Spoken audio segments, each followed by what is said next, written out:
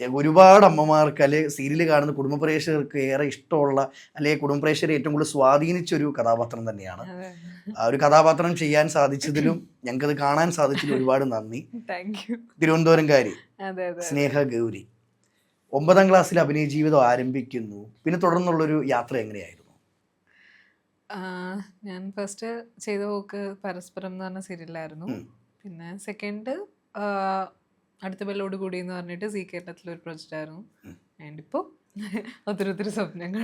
ഈ ഒത്തിരി സ്വപ്നങ്ങളിലാണ് എനിക്ക് തോന്നുന്നു ഏറെ ആളുകളുടെ അതെ അതെ ശ്രദ്ധ അതെ പിടിച്ചു അതെ അതെ പറ്റുന്നത്. അതെ തീർച്ചയായും. ഈ തിരുവനന്തപുരംകാരി അല്ലെ 9ാം ക്ലാസ്സിൽ പഠിക്കുമ്പം ഈ സീരിയലിലോട്ടൊരു ഇഷ്ടം തോന്നിപ്പോകുന്നതാണോ അതോ യാദൃശ്ചികമായി ഇല്ല, അഭിനയത്തിലോട്ട് യാദൃശ്ചികമായിട്ട് അതിലേക്ക് വരുന്നതാണ്. ഉം.